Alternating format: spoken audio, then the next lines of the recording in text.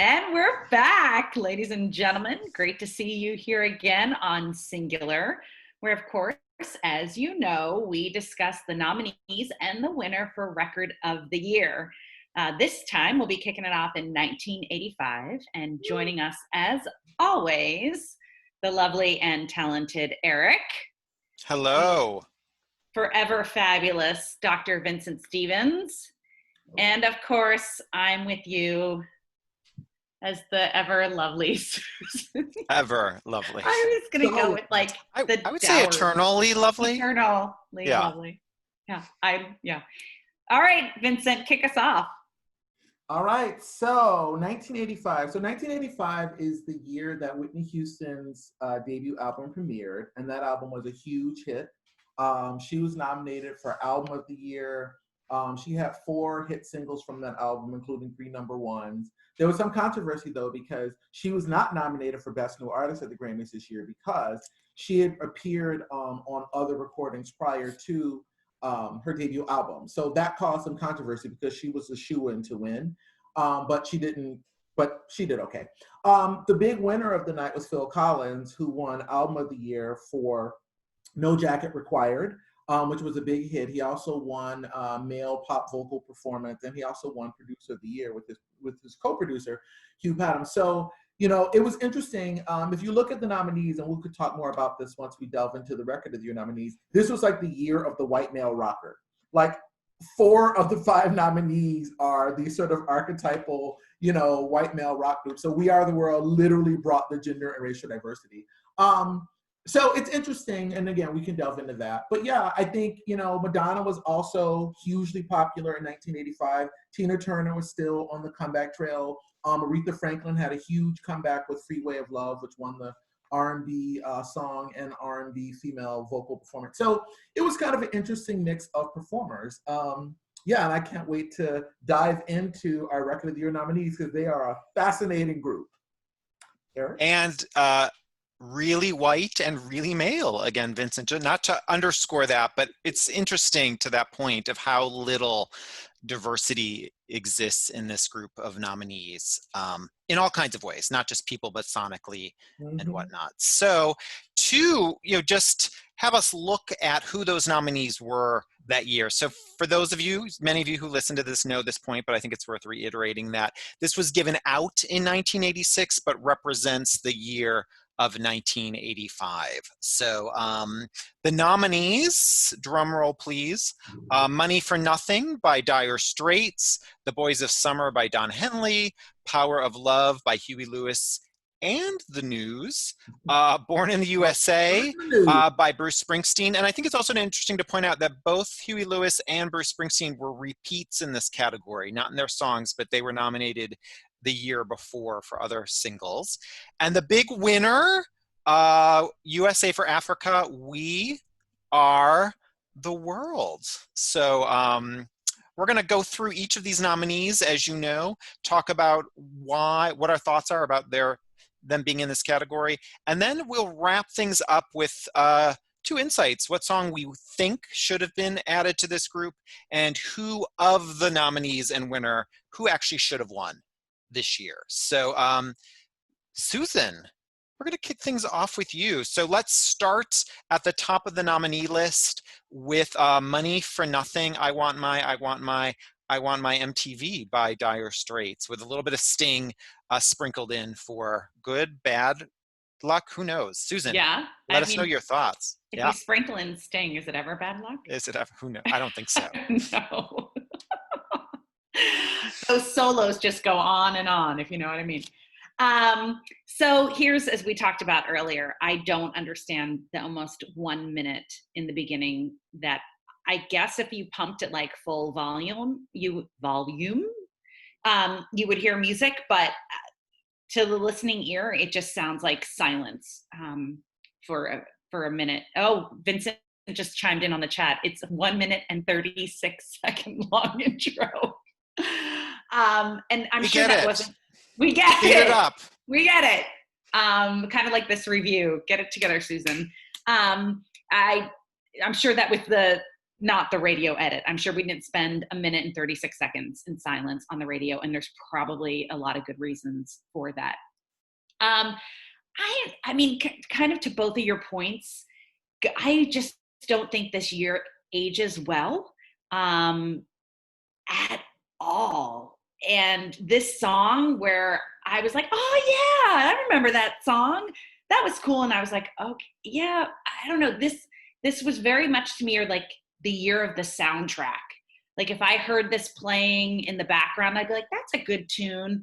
Or if the radio was on low and I was driving with a friend, all right, that's cool. But not a lot of nostalgia for me, not a lot of like heart thumping. I'll get to the heart thumping later though. I like the idea of this song. I like kind of what the song is possibly trying to say. But just musically, it didn't age well for me. And I'm not sure where it now fits in our music world. That's all Indeed.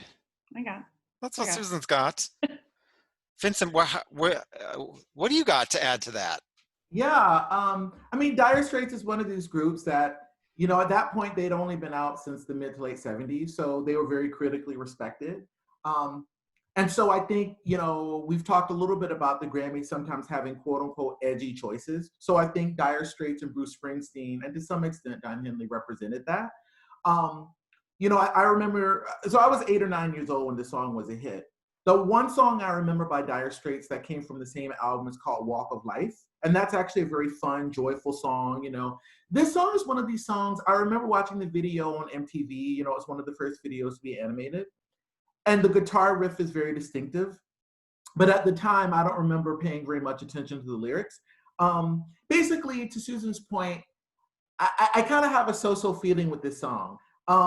It sonically, it doesn't really stand out to me. I think that the conceit of the lyrics, that people often dismiss, you know, musicians and artists as people who, you know, get all this money and all this stuff and they don't really work very hard. I think it's an interesting idea. I think the issue is that once you've heard the verses and once you hear the chorus, that's it. It just repeats itself. And then there's a lot of like soloing, there's a lot of, you know, sonic elements, but I just feel like this is really an album track that they ended up editing down to a single. And we talked a little bit about the fact that, you know, the song uses the word F-A-G-G-O-T, and he's actually quoting this appliance salesperson or these guys who are lifting appliances into a truck or something. And so Mark Knopfler, the main songwriter, lyricist, has said, like, I wasn't using that word pejoratively. I was trying to capture what this person said. But the two things that I find interesting is that, A, it's almost a little bit of a kind of slight to working class people, like, oh, working class people are these ignorant bigots. And I don't know that that was the intention, but it feels that way. And interestingly enough, in the mid 80s, the people who are most outspoken about LGBTQ people tended to be conservative politicians and writers who were definitely not working class. Like President Reagan didn't even utter the word AIDS until 1987. So I don't know. I just think that there's a lot of risk that you take when you're trying to do these satirical lyrics.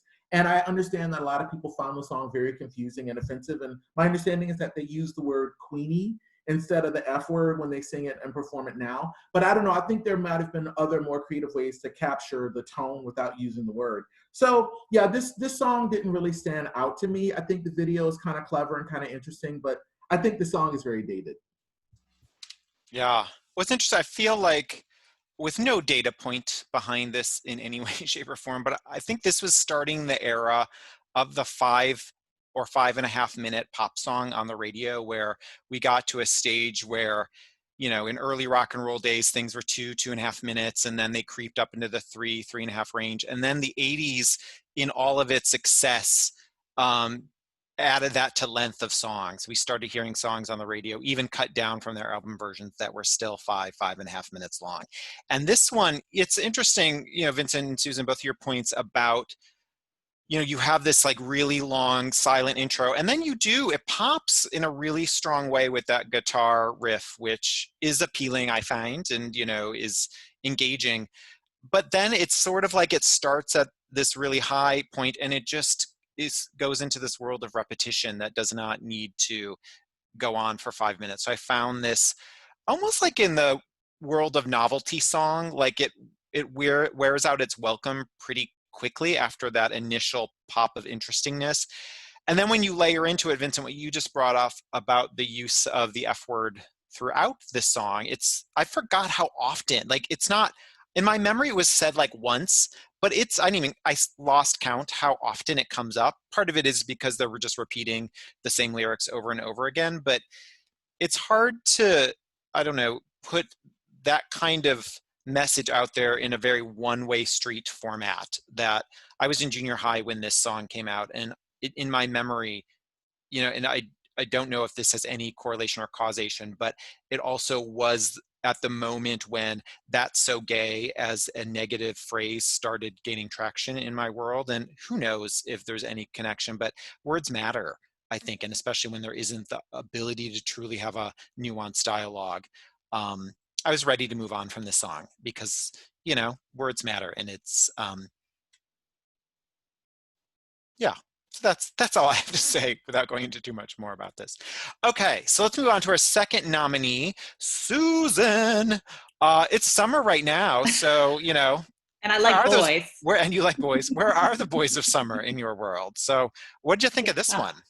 Speaking of boys of summer, I brought myself up to speed on these 5 nominees in the car with my husband, the lovely and talented musician Seth Peterson, as you all know, and we were listening and kind of commenting. I think he was trying to sway my vote, but I'll get into that later.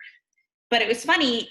We got to a certain point, and I guess, I don't know, maybe The Power of Love came on, and he said something about Boys of Summer. And up until this point, I hadn't revealed to him the 5 songs that were on. And there was a moment where I was like, is he cheating? Like, did he look ahead? How does he know? And then I realized that the entire track had played, and I had already forgotten it. So...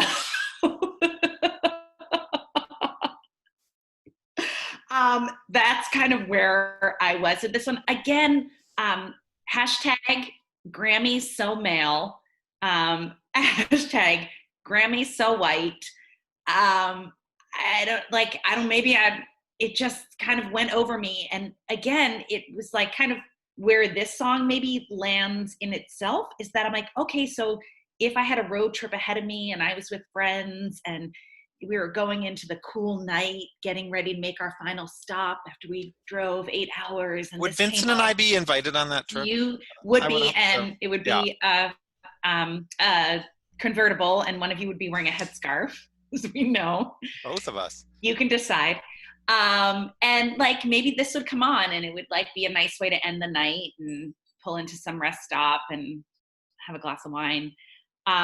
But I actually did not even go back and listen to it again because I was like, there we go. That's like, go with your gut on it. I was bored. I like forgot it happened. So yeah, moving right along. Wow, indeed. We'll go with instinct is absolutely. So speaking of instinct, Vincent, Stephen, what is your instinct about this song? What boys came around in your summertime? So when I was growing up, I remember sitting in my parents' cars, and the radio was on, usually AM, FM radio. My parents, I don't think they ever had a cassette player. So this is one of those radio songs. It was just always kind of on, especially on the mainstream pop station and even on like Light FM. I find this song very haunting and evocative. And I remember even growing up, like I'm very drawn like minor key harmonies, all these different things. And I remember specifically the line about, the other day I saw a Deadhead sticker on a Cadillac. And I think when I was 8 or 9, I really didn't process that. And then later as an adult, I was like, I feel like this song, even though some of the production's very 80s, it still does that thing for me. It's very evocative.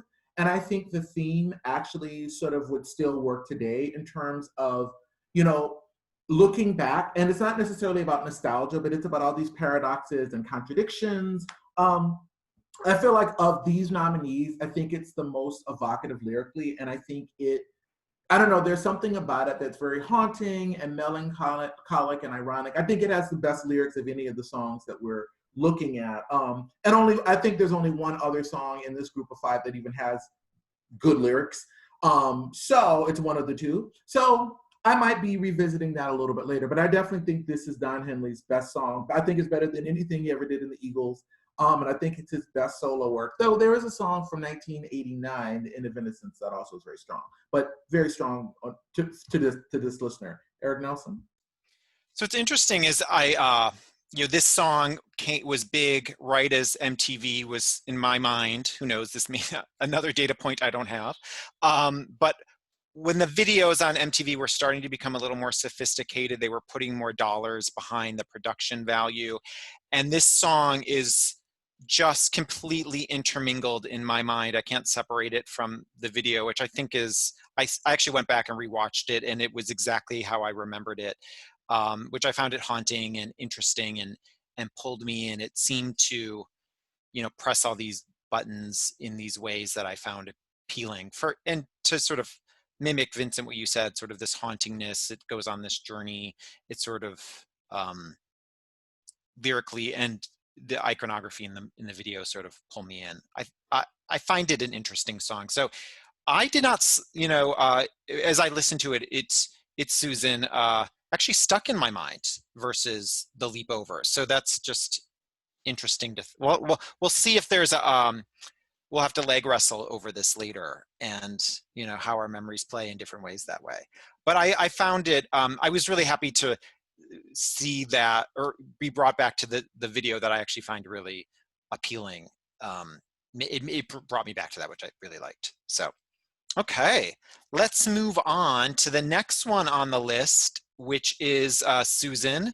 This one has a little bit of strength about love, the power of love, actually. So Huey Lewis and the News from the movie Back to the Future. What are your thoughts? I love Vincent's face right now, because I'm gonna come in and as your pop girl, and I'm such a simple girl, and also I just have to say, now every time I think of Huey Lewis, I think of two things. Number one, I had a friend that attended his concert and said it was the best concert they had ever been to. And number two, someone on this podcast has a huge crush on Huey Lewis, and that's all I think about. And I'll let that person reveal themselves. Heart and soul. Heart and soul. Listen to that song. And it just brings me joy. And I will say, riding along with Seth Peterson, he was not as keen on this song. And I was like, no, this is a good song. Look at Vincent's face. This is where our roads This is your time, diverge. Susan. This is your time. Yes. I mean, you bring in that bridge. They say, all in love, it's fair. Yeah, but no one. I just loved it. How did that sound? How was it going through? I thought the drums were great. That's a song that would come on again, and I would want to listen to that again. I would want to pump it a little bit more. It stayed with me. I also like Huey Lewis's story. Like, if you followed along what he's doing now with his life and like the hurdles that he's had to go over, and I just think he's got a good story and a good song, and I thought it was fantastic. It made my heart thump, and even in these 5 nominees where there are no women, and yeah, I thought it stood the test of time. I'm having a hard time speaking. Am I drunk? Well, it happens when you feel the power of love. I think it's overwhelming. So it it don't take money, and it don't take fame. I'm not feeling the power of love. Ooh, Vincent. So this song is what I would call all hook and no substance. It literally says nothing insightful or original about love. It has no tie to the movie Back to the Future. So Huey Lewis and the News put out an album called Sports in late 1983. It sold 7 million copies. It topped the charts. It had 5 hits. So Huey Lewis is a good example of a group that had a lot of commercial momentum in the 80s. I don't think their music is aged very well beyond that. Like, no one's talking, people might talk about Huey Lewis and his hearing loss. No one's talking about their music. Susan and I talk about their music all the time. All the time. All the time. I think that because this was a band that was hot at the time, and because this song was the theme from a really popular, really likable movie, I think it cashed in on that momentum. I think by far it's one of the weakest nominees for Record of the Year that the Grammys have ever put forth. I think it's a good example of a song that if it were not a big hit, it would not. And notice, the key thing that you should also notice is when a song is nominated for Record of the Year, but it's not nominated for Song of the Year, which is for the composition. I think that's often very telling. So I don't know. I think this was a purely commercial choice. I think it was purely about cashing in on their popularity. I don't think there's anything more to say about this one. Wow. So we are back in the world of extremes. And I will say, to Susan's point, it pops on the radio. If it were 1985 and it came on the radio, I'd be like, yeah. And then I would completely forget what it had to say because there's just not much there to me. Are you going to sing the bridge for us now? Am I? Vincent. No. Oh, wow. So I'm going to land, I think, a little bit in the middle, as I like to be, of the both of you, which is I find this song fun. It's a good pop song. It pulls you in. I do not think it should be in this mix of record of the year songs. I just don't. It doesn't have enough substance or zip. What has zip? I don't know. It's like a sugar rush, and you're happy you had it for a moment, and then you move on from it. I also think, to just build a little bit on both of what you stated, I think Huey Lewis in the News is a really fun band. I think there are more interesting and complex songs that they've had out. I Want a New Drug has much more layers and interesting sonic things going on with it.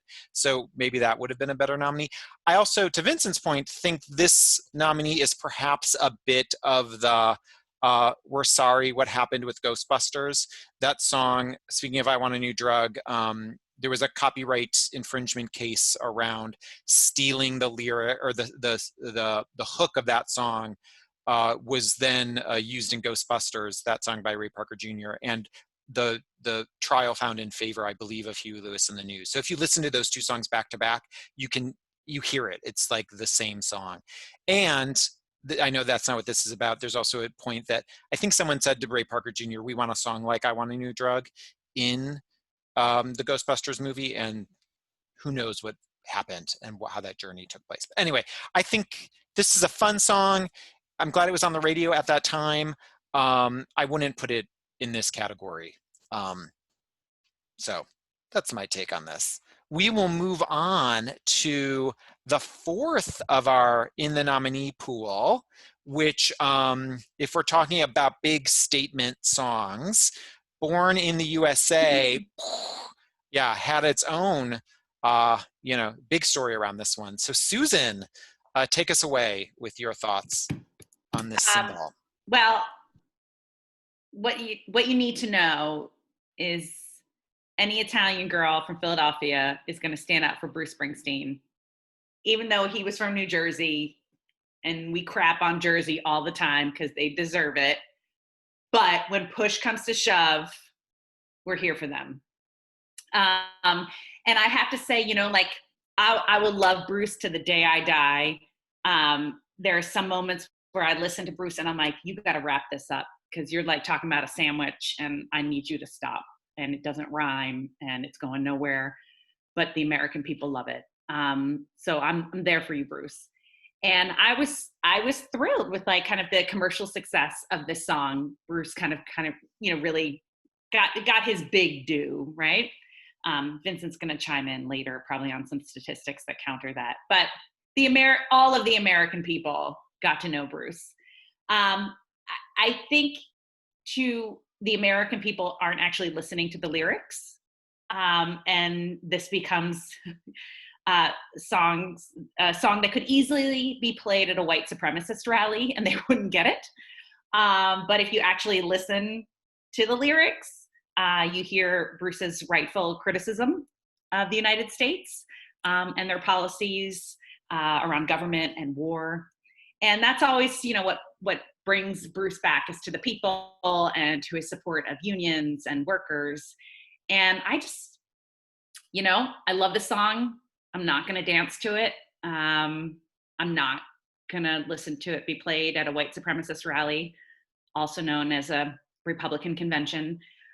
But I think it was a good song, and I think it was worthy in this category. And yeah. Indeed. I am like failing today. You're fine. You're succeeding in every way. I am not a girl from Philly. I'm a guy from Florida, But you but like a tasty cake nonetheless. yeah, taste the cake. It's all right. I concur with Susan. I think that I was like born in the USA. The whole album was my introduction to Bruce Springsteen. So this album would have come out when I was 8 or 9. Yeah, this song from the very beginning, it's got this throbbing, insistent pulse, and he sort of does this very impassioned vocal, and it just pulls you in. I think if you really pay attention to the story he's trying to tell, it's very layered. You know, it's a Vietnam veteran who's returned and who's found that, you know, he's in this post-industrial society that really doesn't know what to do with him, and he's frustrated. Um, because Bruce Springsteen singing is so passionate, by the end of it, I thought, I hope he had like a throat lozenge at the end, or I hope he drank some honey and lemon, because he is like, Ricola. he's like shout singing. He is like, I'm like, okay, Bruce, I don't know what was going on that day, but what I will say is, yeah, I think the production is very epic. I think sonically it's very engaging. It's a very smart anthemic song. I know that he was very upset when Ronald Reagan tried to use it and appropriate the song during the presidential rally. And then I think after 9/11, I think Bruce Springsteen would sing it as well. And I think sometimes, again, it got sort of interpreted as this big patriotic anthem. I think Bruce Springsteen is a romantic and an idealist. And I think for him, the whole point of the song is that America has these ideals and it wasn't living up to them. So I don't think it's like Bruce Springsteen hates America. I think he's saying, America, we can do better. So yeah, I think of the nominees, I think this is one of the two stronger nominees in terms of having something to say and actually being a song that I think has actually aged pretty well. So good on you, Bruce.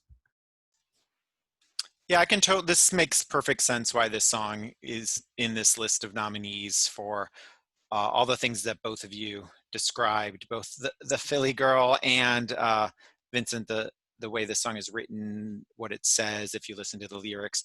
The only criticism I have against this song is, and actually, Susan, I think this builds a little bit on what you said about not dancing to this song.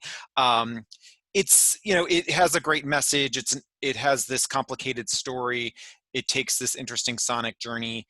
But it's also so big and such an anthem that I get bored of it at a certain point. It's just too, it's too big, and then it goes in so many different directions. Like it tries to accomplish so much, and much of it pulls off, but it's not a song I would ever just say, oh, I really want to hear Born in the USA. It just, it does, what it misses as a record of the year, song of the year, is something that you want to have repeat relationship with. And that's not to say it's a bad song. It's just never, it doesn't have an earworm for me. So that's all I have to say about this song. Okay, so who was our winner that year? You know, it's interesting how this, I think, was such a quiet nominee. No one expected it to have any sort of impact that year at the Grammys. It was like such a huge shock and surprise, I think, when they opened up the envelope and mentioned that this song, like, this was the first single for USA for Africa. So to like actually win this award on their first, you know, attempt is also a huge surprise. So We Are the World. Bunch of unknowns. A bunch of unknowns. Nobody who also had perhaps voting credentials that year. It's interesting. So Susan, what are your thoughts about We Are the World? We Are the World, 1985's winner. I liked, in addition to like hashtag Grammy so male, I like to think about this song as like, you get a Grammy and you get a Grammy and you got a Grammy, because everybody and their mother on that song got a Grammy. And I believe actually Chevy Chase was on that song. So I think Chevy Chase got a Grammy. Dan Aykroyd. Dan Aykroyd. Dan Aykroyd. Why was he there? Who knows? Are you sure it wasn't Chevy Chase? I watched the video again. Yeah. I think. Yeah, honey, nobody likes Chevy Chase. Though you know that he was originally in Steely Dan. I think number one, I like Chevy Chase. Well, his fellow actors do not. He's apparently a real pill, but that's another conversation. So I mean, I guess you go into this thinking like, of course this song is going to win, right? Like there's no opportunity where you play this out and this song doesn't win. And I mean, I guess if we're going back to 1985 and we're going to like Hands Across America and all of these shenanigans. It it feels good, but it's like, do they know it's Christmas time at all, right? Like, here we are, we're coming to save everybody, and we got together and we sang this song. And I mean, the video is basically just someone going handheld, right, as they sing in the studio. It I, I don't feel like it holds up at all. I mean, there's so much cheese on it, and it's not brie. It I Geez, are you sure it wasn't Chevy Chase? It could have, yeah. Yeah. It should have been. We'll just say that, right? Um, I mean, we're like, look, it's gonna come on. We're gonna sing along. We love Cyndi Lauper in there, right? But I don't think there's any space and there's any award show where this one doesn't win, and yet I don't think it's record of the year. There, I'm showing my cards. Put them all out on the table. I don't think it's record of the year. So go Vincent Stevens. That's a good dropping off point. Because so We Are the World, so the actual song was written by Lionel Richie and Michael Jackson, who won Song of the Year for the composition, which is fascinating. And Chevy Chase. Because the song's melody is not that strong, and the words, I think, are incredibly vapid. I mean, literally, it's like, it's true we make a better day, just you and me. I mean, that could be a McDonald's commercial. Like, the lyrics are all platitudes. It's very generic. It's very vapid. Randy Newman actually wrote a song called I Wish You Hurt Like We Do to sort of send the song up because it's so vapid and it's so self-congratulatory. Here's what I would say. This song, to me, listening to it, gave me chills. I remember when the video premiered, my whole family, we sat around the living room watching it. My dad bought the USA for Africa album. By the way, no one knows any other song on that album besides this song. And I will say— There's a Pointer Sister song on that album. Yeah, and Prince, like a bunch of people. But the point is, so the song, the composition is weak, but the recording is epic. The fact that, like, the sort of handoff from voice to voice is amazing. And listening to it, I knew every single voice that was coming. I mean, it's so in my system because it was just played so much. So there is something about bringing together Ray Charles and Bob Dylan and Tina Turner and Cyndi Lauper, as well as people like Steve Perry and Kim Carnes, who I think are very much of the 80s. There's something kind of amazing about it. I actually think this deserves to be nominated for Record of the Year, precisely because the recording is so epic and it's so like, wow, how did Quincy Jones pull this together?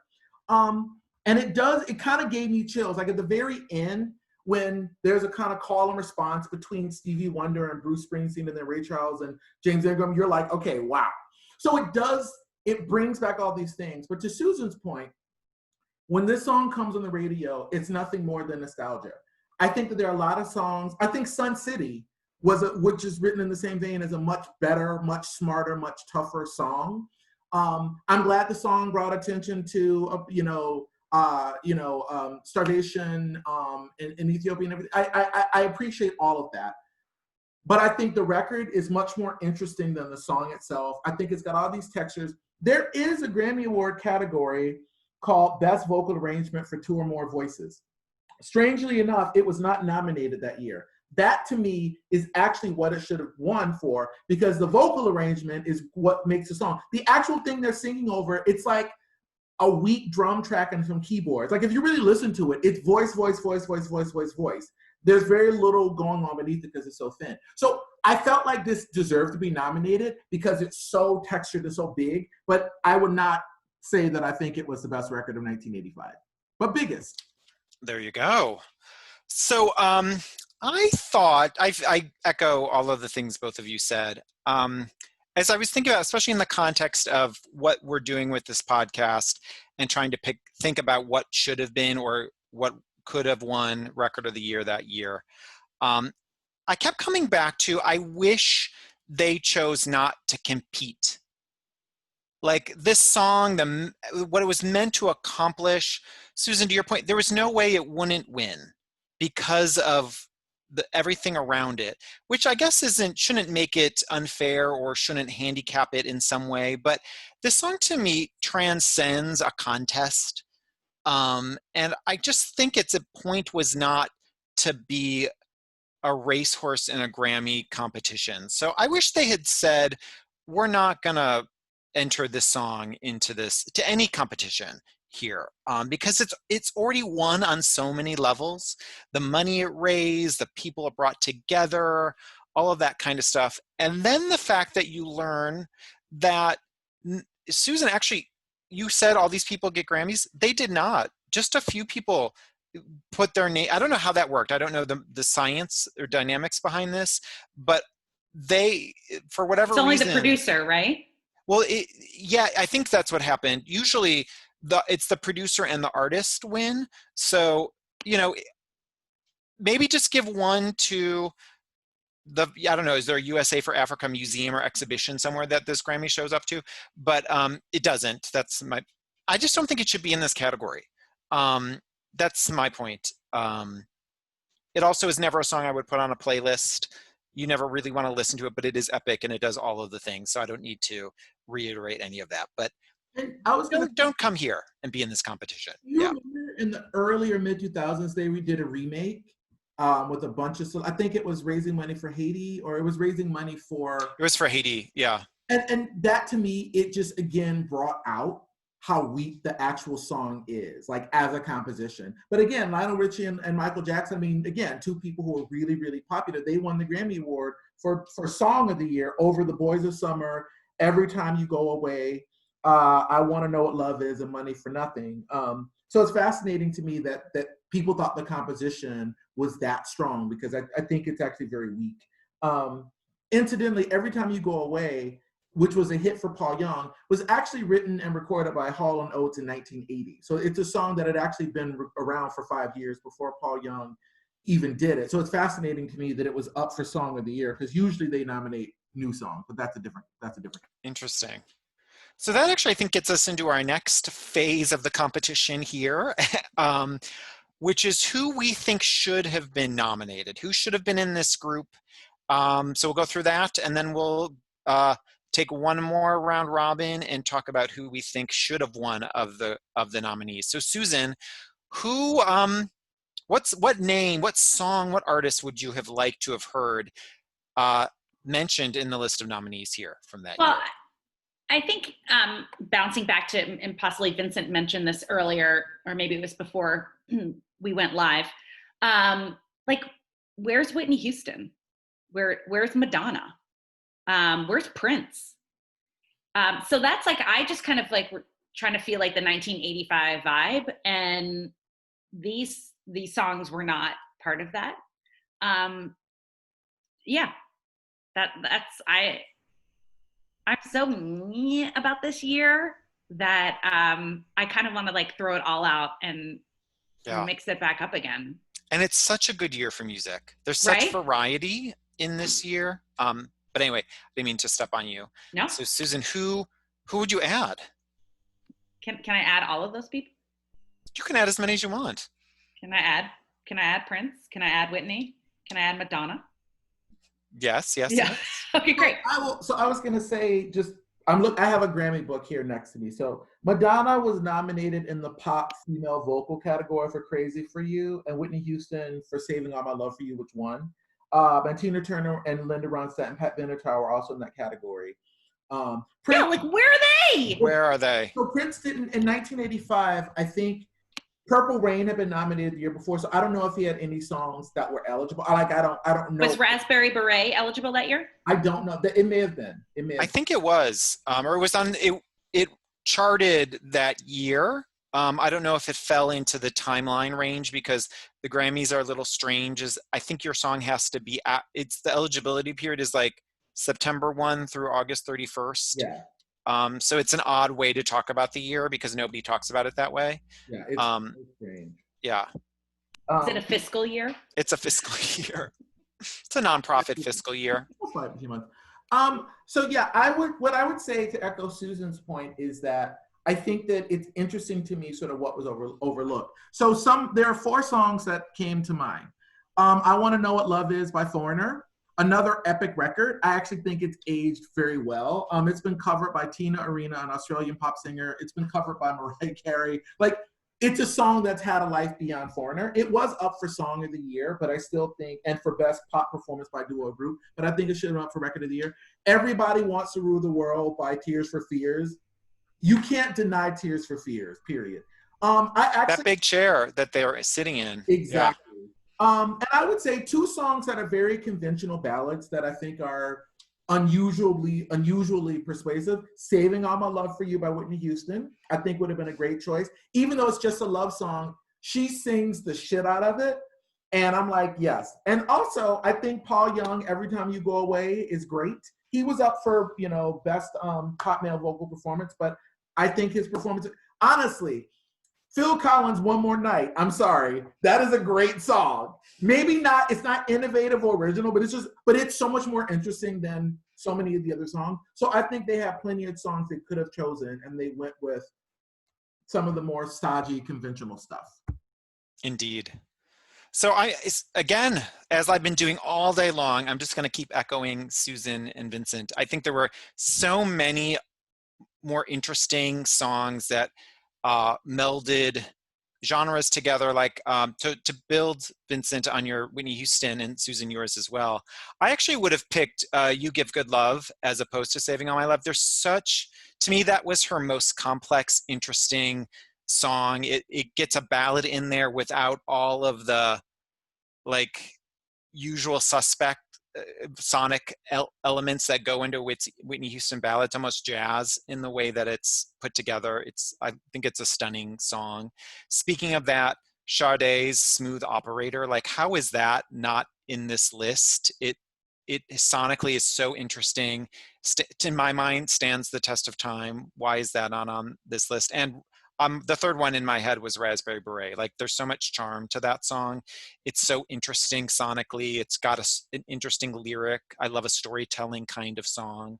All of those, and all the other ones you all mentioned would have added such dimension to this category in every way, shape, or form, where this all felt like the same, with the exception of the one I'm going to pick as my choice, which we'll get to in a second. I think there's just a lot of sameness, again, in every sense of the word in this category for this year. So, one footnote. So I'm looking at Joel Whitburn's top pop singles from 1955 to 2006. So Raspberry Beret came out in May of 1985. So it could have been nominated for an award. The following year, Kiss I think, actually won some Grammys at the 86. So Raspberry Beret could have been nominated, but Prince, they slept on Prince that year. They were like, sorry, this is for white boys only. So weird. Except for We Are the World. Okay? How do you, when Raspberry Beret comes on, aren't you just it sounds fresh? It's a great song, so. Shame on you, Grammys. Okay, so Susan, let's unpack your gift of a gramophone to one of these folks. Who would you have, if you were opening up that envelope and had to name somebody, who would have popped out of that envelope for you from this list? Here's the thing. I can't decide if I'm completely being a punk for 1985 or if my choice is just gonna make you all unfriend me. It's not possible. I figure after 25 years, if all my other antics haven't done it, this might not do it. At this point, I'm immune. Is what you said. It actually hurts me to say this because I know how you two are going to react. I know what you're going to say. I love Huey Lewis. I'm just going to say that. So. I think I would pick Power of Love. And coming in a close second would be Born in the USA. And maybe they could flip-flop. But yeah, hey, there I am. You're a pop girl and we love you anyway. I would have Stronger and Harder Than a Bad Girl's Dream is all that we can say about that. Boys of Summer. I think Boys of Summer would be the best choice because I do think it's aged well. I would say if Born in the USA won, I wouldn't be mad at it. The rest of the songs, no way. Yeah, I also picked The Boys of Summer, Susan, I'm sorry, as I think this song is it takes you on a journey. It's so, you use that word haunting, Vincent. It's so haunting. it just, to be able to transport you somewhere else in 3.5 minutes, I just think is a powerful thing about a song. Maybe I was transported and not just like I think bored. I think you should watch the video at least. Like, and Maybe it was like a religious experience. I just didn't recognize it. Maybe. Or maybe you just were driving and weren't paying attention.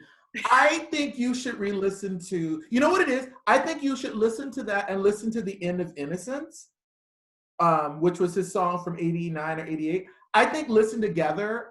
If you listen to them together, I think it's like, oh wow, Don Henley actually is trying to tell us something. Just saying. Just put it out there.